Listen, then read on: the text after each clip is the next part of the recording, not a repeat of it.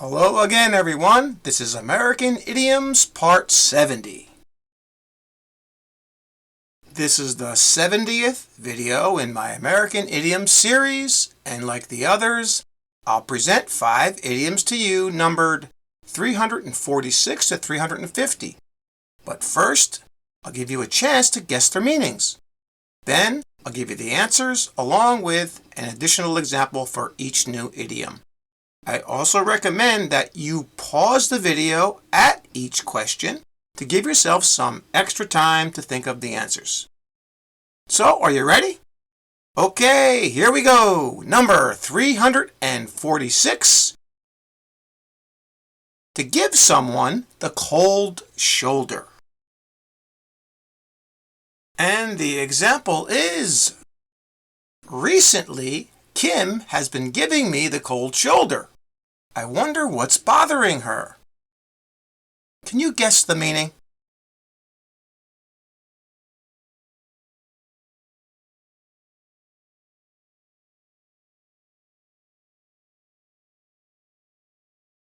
And the answer here is C, to ignore or reject someone. And that's what it means if you give someone the cold shoulder. All right, you're not warm to them.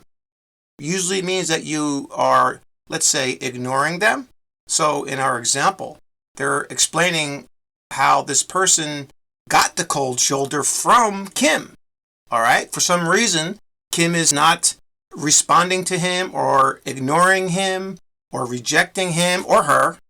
Okay, and he can't figure out why. Why is she giving me this cold shoulder? Why is she ignoring me? Okay, that's what it means. Like our next example.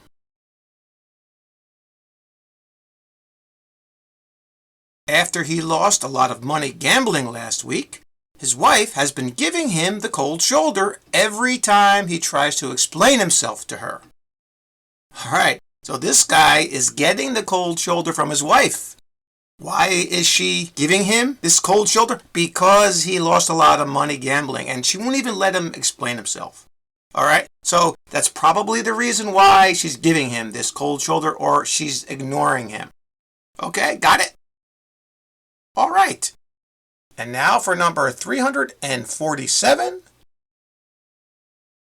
To claw back.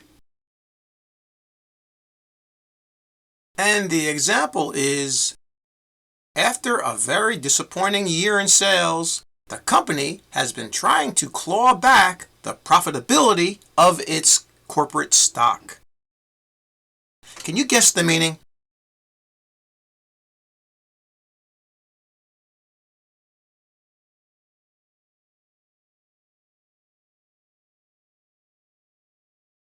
And the answer here is B, to regain or recover something with great effort. And in our example, they're explaining how this company had a really bad year in sales, and they're trying to recover or regain the profitability, or let's say the value of its corporate stock, the stock, all right? So they're trying their hardest, or they're trying very hard to get it back, the value, probably because they had a bad year in sales. That's what it means to claw back, like our next example.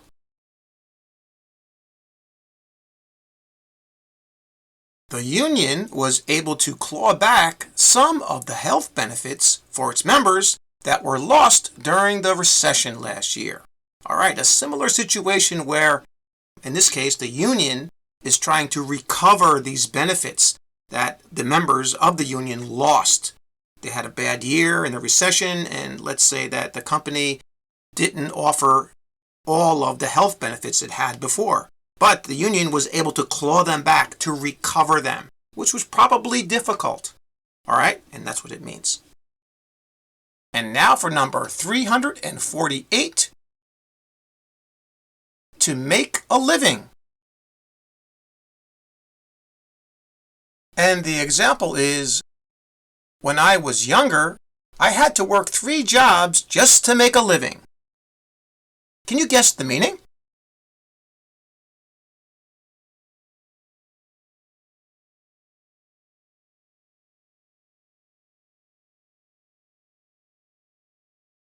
And the answer here is B, to earn enough money to support oneself financially. All right, that just means that you make enough or you earn enough to live or survive, as we say. Like in our example, the person's talking about when they were young, they had to work 3 jobs just to survive.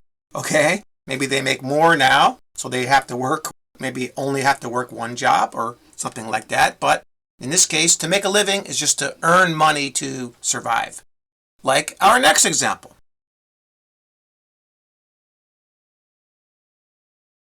She quit her job last year to try to make a living as a farmer. Now, in this case, the person is going to try to survive financially or to live financially, make a living as a farmer, all right, instead of her job. All right, and now for number 349. To wash one's hands of something.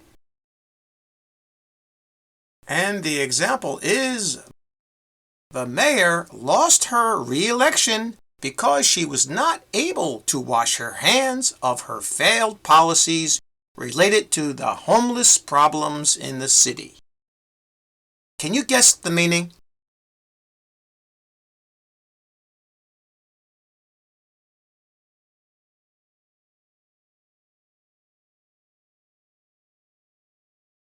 The answer here is A, to abandon or distance oneself from responsibility of something. And this is exactly what happened to the mayor in our example here. She was trying to distance herself from the responsibility of her failed policies.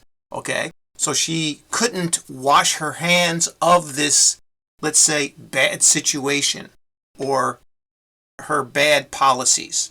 Okay, and that's what it means to wash your hands of something.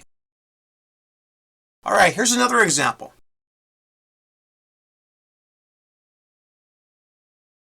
Ronald had a bad drug problem, and his family did all that they could for him.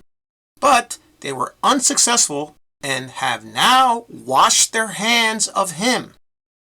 All right, so they have put themselves at a distance, or they're trying to get rid of their responsibility of helping him because they can't do it, right? They were trying to help this person with his problem with drugs, and they couldn't do it. They were unsuccessful, right? So now they're saying, well, that's it. We can't do it anymore. You're on your own. We're going to abandon this situation. Got it?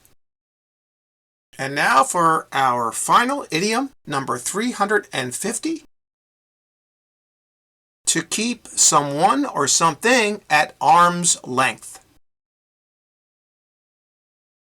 And the example is, no one really knows that much about Earl because he has always kept his friends at arm's length. Can you guess the meaning?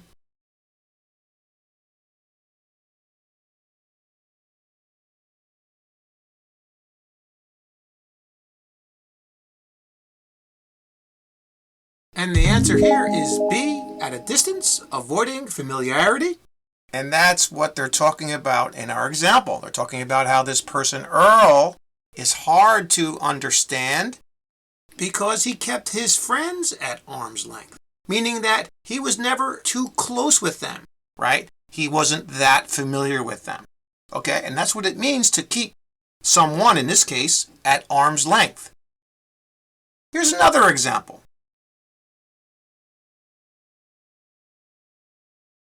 After he was arrested, his family no longer trusted him and kept him at arm's length.